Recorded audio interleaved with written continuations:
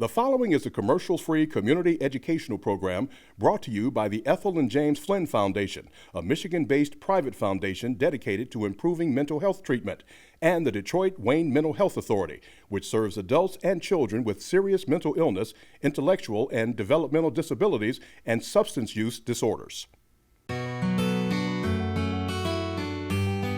At first, it was incredibly tough to get help. In fact, I didn't even know what was going on. I didn't know what depression was. No one talked about it. I just saw my feelings, my thoughts, my attitude towards life. Everything went from like 100 to 0 so quickly. So I was like, what is wrong with me?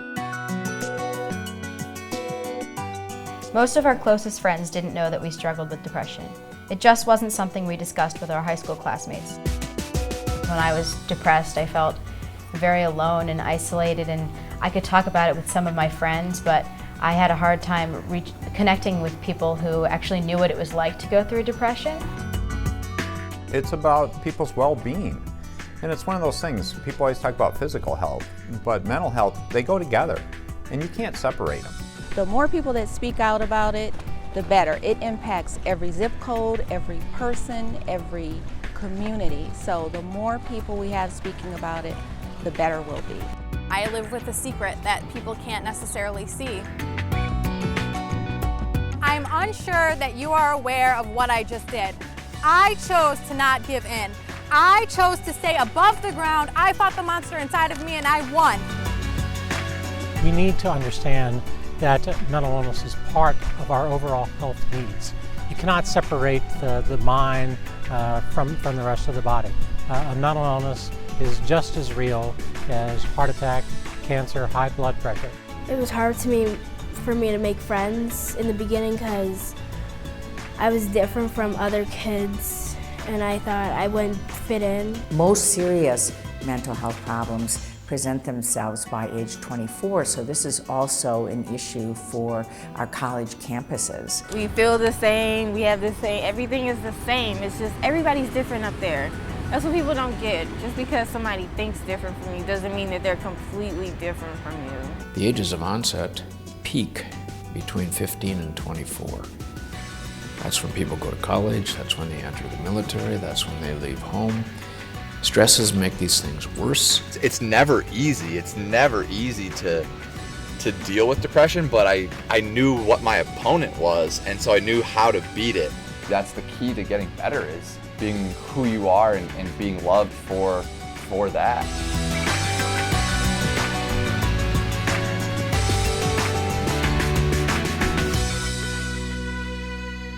Hello, and welcome to Opening Minds, Ending Stigma. I'm Cynthia Canty. Mental illness is affecting young people in record numbers across our region, across the country. It doesn't matter how rich or how poor you are. Mental illness affects young people in every neighborhood, from every background. Currently, 1 in 5 young people has a mental illness, which often goes undiagnosed, a delay which can make things worse. And half of all mental illness develops by the time someone is 14 years old, and 75% by the time they're 24. As mental health has become a growing issue, so has the stigma wrongly associated with it. It's a health disorder that's treatable, just like diabetes or a broken arm. Research has shown people suffering from mental illness can be helped and live full, productive lives. Some of the most successful people from the worlds of entertainment, sports, and business also coped with mental illness. Folks like Demi Lovato, Beyoncé, Brad Pitt, Miley Cyrus, Janet Jackson, and Lady Gaga. Early diagnosis and treatment are key.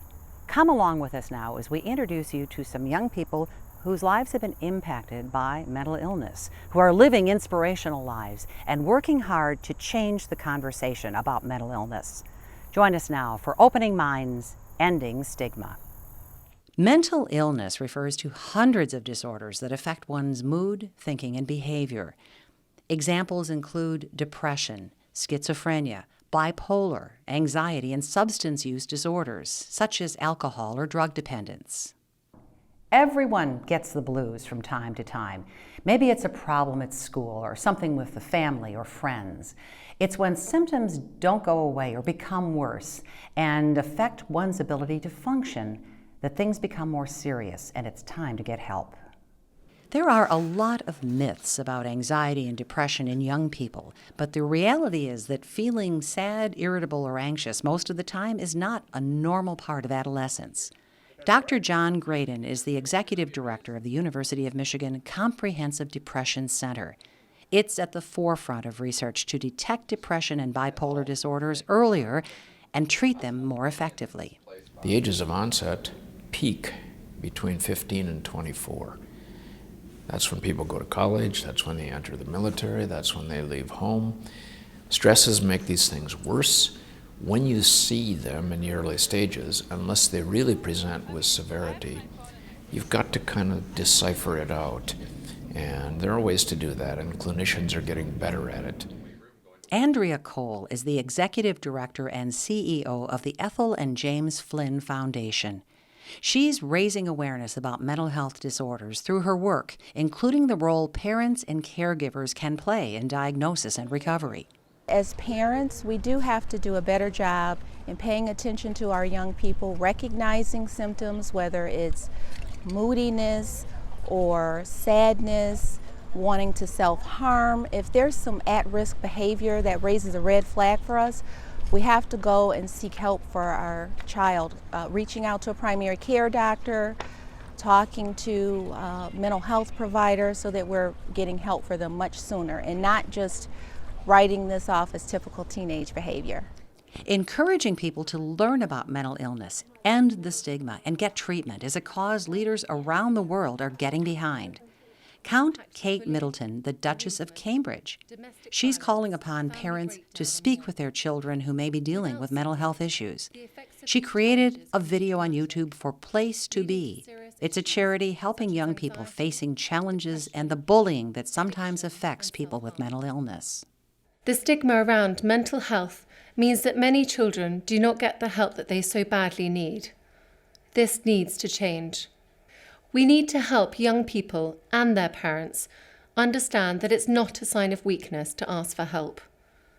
A child's mental health is just as important as their physical health and deserves the same quality of support. Others, like Michigan Governor Rick Snyder, are joining the chorus of leaders fighting to end the stigma of mental illness so young people can get the treatment they need. Mental health is such an important issue, I thought it deserved a focused effort. So I appointed a mental health commission led by the Lieutenant Governor. And he was an outstanding leader, but the commission members were outstanding. And they came out with a lot of great recommendations that we're currently in the process of saying, these aren't things to read about, these are things we should be implementing. So we're working hard to say, how can we put these things into action to help our citizens? Youth United is a leadership initiative for young people in Wayne County who've been challenged by mental illness. They're working together, using positive values, and they want to move the county and the Michigan Department of Health and Human Services toward a youth-driven system of care. It takes vigilance, as they explain in their own unique way. I live with a secret that people can't necessarily see. I'm unsure that you are aware of what I just did. I chose to not give in. I chose to stay above the ground. I fought the monster inside of me and I won. Living with a mental illness is like waking up and not knowing how you're gonna feel every single day. Never thinking that moment was possible because beating hopelessness, that's the thing that kills people like me. Being treated different, you know, it just stigmatizes you a lot, and it feels like, you know, you're different from everybody else. I was diagnosed with manic depression and I didn't know I was depressed. I would sit in my room for hours. I wouldn't want to hang out. My favorite color was black. It's the pain and suffering that we all feel, and this is our life. People with severe mental illness, they struggle. I have depression and bipolar disorder. It just takes time, and you need to be patient. I just wanted to cry a lot, and I was treated differently because I took a lot of medication. We feel the same, we have the same, everything is the same. It's just everybody's different up there. That's what people don't get. Just because somebody thinks different from you doesn't mean that they're completely different from you. They have no idea what it's like to feel like you have nothing left, nothing, it's despair. Yet you can't see it, so it's not there. When you're depressed, it's not a good thing to be by yourself. You want to surround yourself with people or things you like doing. And overcoming the odds, I feel like I feel like you can achieve anything. People that never experienced it have no idea what pain is. The pain of contemplating your own life, deciding if it's time to die. You're living with this little monster that creeps up and attacks you at any time of the day. But you have to reach up and you have to try and you have to fight. You're fighting for your life. This is who you are. This is your life. You have to keep going. I was that lost little girl who didn't know what it meant to be in this world. No love, no compassion, no security, no voice, no guidance. You feel like you're alone and there's nobody to help you, but there are good people that want to help. I was that pretty little girl with the prettiest little dress on and the prettiest hairdo. The only person that really helped me was my social worker, because she actually sat down, she listened, she understood, she didn't yell at me. Now I stand tall to let every girl know that she's Parker Tudorness and don't let nobody tell you differently. It's just about pushing people through and making sure they don't harm themselves, which is very big, but at the same time, we're not facilitating people to get better. We're getting people aware. We're getting people aware that it's youth in the system. We're getting them aware that they want to be involved with their treatments and things like that. So I think it's a work in progress and we're trying. I'm a survivor and nobody knows. I fought a battle against myself and won. Not just one time, but countless times. I am a fighter. I am someone that can persevere because I am strong. And it's my job to defend myself, to die when I'm supposed to. Here are some warning signs a young person should watch out for. Feeling sad or withdrawn for more than a few weeks. Trying to harm oneself or making plans to do so. Experiencing major changes in behavior, personality, or sleeping pattern. Anyone with these symptoms should speak to a trusted adult, family member, friend, or school counselor and ask for help. Suicide is the third leading cause of death for young people between the ages of 10 and 24. Sadly, most of those who take their own lives had mental illness. It's a problem confronting families, schools, churches, and doctors as we continue to learn more about mental illness and how to help. U.S. Senator Debbie Stabenow is working to improve mental health services available for young people in Michigan through her efforts in Washington. And certainly issues around suicide and depression are something that we need to be paying attention to and taking very seriously. Most serious mental health problems present themselves by age 24, so this is also an issue for our college campuses. Dr. Ted Hunter is a child and adolescent psychiatrist at Harbor Behavioral Health, and he explains the fear that sometimes comes with a diagnosis of a mental disorder. A lot of young people are literally scared to seek out help. It could be because they are afraid of the stigma connected with it. They are afraid of being labeled. They certainly are faced with peer pressure, which looks down in many ways on kids or young people who seek out mental health. And so those are a lot of the problems that they face, a lot of the challenges that they face in stepping forward to say, well, we need some help. Statistics show nearly 60% of people with mental illness report being discriminated against or have felt stigma, and many young people report being bullied at school. Just as we all have physical health, we have mental health too. And just as our bodies can sometimes become unwell, so too our minds. It's not a sign of weakness to seek help for a mental illness any more than it is to pursue treatment for diabetes or cancer.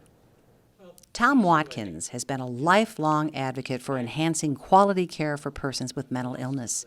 He brings experience as a former state superintendent of schools and state mental health director to his current role as president and CEO of the Detroit Wayne Mental Health Authority. And he has been impacted by the disease.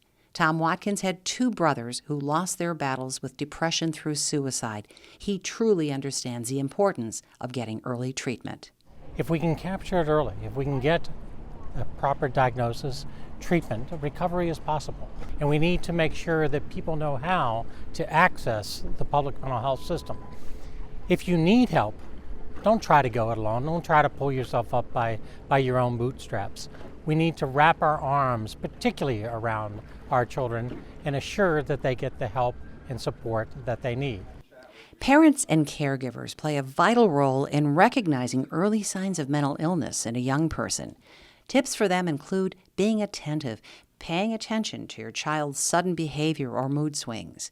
If you notice symptoms, schedule an appointment with a licensed psychiatrist or psychologist. If that isn't possible, make an appointment with a pediatrician or primary care physician. Become more knowledgeable about mental health issues so you can better help your child. If it's difficult for adults to be open about mental illness, it's even harder for young people. Kevin Fisher is the executive director of the Michigan chapter of the National Alliance on Mental Illness. He's working to educate people about mental health. He wants it to be kitchen table conversation in every household. Families need to educate themselves about what mental illness is, what specific diagnosis their loved one has received, how they can help them, but also help themselves, because it is emotionally and physically draining on the family just as it is on the individual. He understands the pain of losing a loved one to mental illness. His son, Dominique, took his own life. Ironically, when the doctors interviewed us, when we first took him in, they often ask, is there any family history of mental illness? And there was none on my side of the family or his mother's side of the family. And I am guilty of what I think many in our society are, which is we don't think about mental illness and mental health care until it hits us at home. Friends play an important role in helping someone facing a mental illness. If you're concerned about a friend, here are some things you can do. Encourage them to talk about how they're feeling. Listen in a non-judgmental, non-critical way. Offer to go with your friend to get information or help. Encourage them to talk with a trusted adult. According to a report in the Journal of the American Medical Association, having mental illness symptoms during childhood that go untreated can increase the risk of experiencing an even wider range of problems as an adult. Things like dropping out of school, crime, drugs, and problems with family and friends. Even with proper diagnosis, there can be long delays, sometimes as much as 10 years between the onset of symptoms and getting effective treatment. We know that early intervention works, but there's still an 8 to 10 year delay from the onset of a mental illness to actually getting effective treatment. So we know that we have to work harder in making sure that we're providing routine screening and assessment and getting to people much earlier. Raising awareness is critical. With mental illness increasingly showing up in young people, schools are getting involved in a much bigger way. Here at Community High School in Ann Arbor, a depression awareness group provides peer support for young people experiencing mental illness. The group's voice and ideas come from students like Madeline Halpert and Eva Rosenfeld, who've gone to great lengths to promote understanding through leadership roles and writing an article in the New York Times. I wrote an article for the New York Times about mental health stigma. Most of our closest friends didn't know that we struggled with depression. It just wasn't something we discussed with our high school classmates. It really affects their lives. You know, this is a time when, you know, if you think about depression, the average depressive episode lasting 18 months or so, and that's a long time percentage-wise of a person's young life. It's been personal for me to try and change the conversation, because when I was depressed, I felt very alone and isolated, and I could talk about it with some of my friends, but I had a hard time connecting with people who actually knew what it was like to go through depression. We found that we both had taken Prozac only when one of us caught a glimpse of a prescription bottle in a suitcase during a journalism conference last November. So I think if we can be more open about it, it's easier for people who have struggled to connect, and it's easier for people to feel comfortable asking for help. And that's a really big thing when you have depression. It's necessary, it's so vital that you ask for help. For the first time, we openly discussed our feelings and our use of antidepressants with someone who could relate. We took a risk in sharing our experiences with depression, but in our honesty, we found a support system. We knew we had to take the idea further. The biggest misconception is that you should just pull yourself up by your bootstraps. I mean, snap out of it. What's the problem? You know, it's all about perseverance, and that's not true. It's a chemical brain imbalance that you need help, and it's no one's fault. It's just as if someone had diabetes and needs to take insulin. It was very difficult for me to kind of reach out to adults or anyone really. And then once I did figure out how to be more open about that, I was able to get the help I need, and it really has helped me come a long way since then. So that's a kind of something I want to share with other people who are going through the same thing. I think that it is a tricky topic, but so are most of the topics that teenagers deal with, whether it's stress or sex or alcohol and other drugs. By not talking about them, we drive them underground, and if you think that then by not talking about them, people won't struggle with them, that's just not going to happen. Depression is something that can happen to anybody, regardless of your background, and I think there are misconceptions that depression can only happen to certain demographics, or there are cultures that don't accept depression. It's really, it's blind to who it affects. Depression is something that affects a lot of people, and it's something that a lot of people haven't always felt like they could be open about. But now's the time to be more open about it, and if you or somebody else you think could possibly be struggling with depression, it's really important that you ask for help or you encourage them to get help, because it's not something anybody should have to go through alone. The upshot is it's important to pay attention to your mental health just as it is to your physical health. Here are a few tips. When feeling under stress from changing schools or facing family issues, make sure you get enough sleep and eat properly. Share your feelings with a trusted friend or family member. Find ways to relax and stay involved in activities you like. Know there is help. Many times, symptoms of mental illness do not appear until a young person goes off to college. 1/3 of college students have said they've experienced some mental health issue at some point, so it's more common than many might think. Will Heininger went through a lot in his 4 years here at the University of Michigan, where he was on the starting defensive line for the football team. He suffered a leg injury. He fought for playing time and battled to keep up the grades that earned him 4 academic All-Big Ten awards. But Will's greatest struggles took place off the playing field. This is a collection of some of the more meaningful things from football.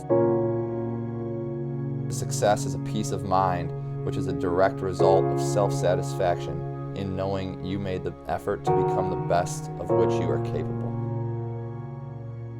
This is the house I grew up in. There used to be a trampoline right there. So at first it was incredibly tough to get help. In fact, I didn't even know what was going on. I didn't know what depression was. No one talked about it. I just saw my feelings, my thoughts, my attitude towards life. Everything went from like 100 to 0 so quickly. So I was like, what is wrong with me? I realized that almost every good thing that happened in my life was a result of this place in some way. It's a special place in here. Special, special place. I felt like I was the only one in the world, and I couldn't tell anybody. I had to hide it, and so that's what I would do. I would, wake up, try to get food down, and then just these endless negative thoughts throughout the day of like, life isn't worth it, and there's nothing good, there's no happiness. Probably every parent is going to feel like I do, which is that, oh man, I could do more if I had known, if I had seen, if I had had more.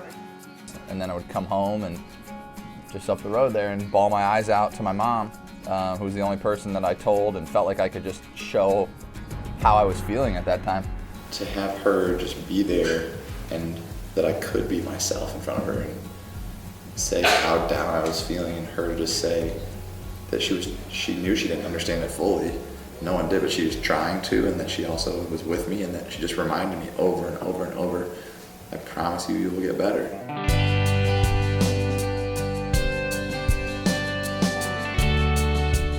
You don't want to show a weakness as an athlete. You think you're told these things. Like, I didn't know what mindfulness was until I learned about it in therapy, and then being able to apply it to if I get beat on a play. I started to realize we're all human. We all battle various things, and I was so fortunate to get the help that I got at Michigan and learned in therapy, where those thoughts were coming from, why I was feeling the way I was, that other people go through this too, and I'm not the only one. I know what this is now. I called my mom and I said, I'm feeling this way, and it's never easy. It's never easy to deal with depression, but I knew what my opponent was, and so I knew how to beat it.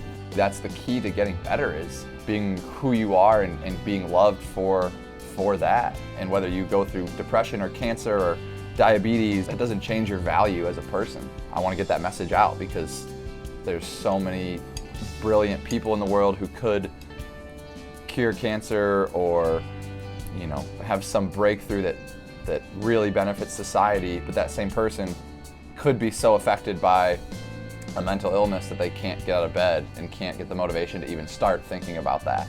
That's when we're going to start to really make progress and I think thrive more altogether.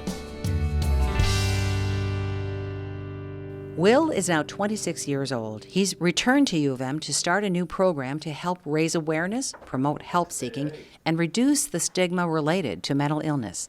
It's called Athletes Connected. It's a collaboration among U of M's School of Public Health, its athletic department, and depression center. Athletes Connected is not just changing the mental health landscape at Michigan. It's gaining national attention as well. Stanford, Northwestern, and other institutions are reaching out to learn more so they too can meet the growing challenges of students with mental illness. With early diagnosis and treatment, young people with mental illness can live healthy, productive lives. As with cancer and heart disease, mental illness is something that can be treated. Recovery is possible, especially when someone begins treatment early and continues to play an active role in their own recovery process. What needs to change is the mindset about mental illness. With a little homework and a lot of teamwork, we can open minds about mental illness. Thank you for joining us for Opening Minds, Ending Stigma. I'm Cynthia Canty. I think the future leaders of destigmatizing mental illness are friends. You play a very important role in your friend's life. If you have a friend who has symptoms, what you can do is speak out. The more teens talk about this issue and take action, the better off we'll be. The most important thing to remember is stay true to what you love and keep your friends close and keep your family even closer. We offer first aid training, mental health first aid training to police officers, to clergy, to school teachers and the like, so they can be better informed of what signs to look for and where to turn when they see those problems in their students, their family members, and their friends.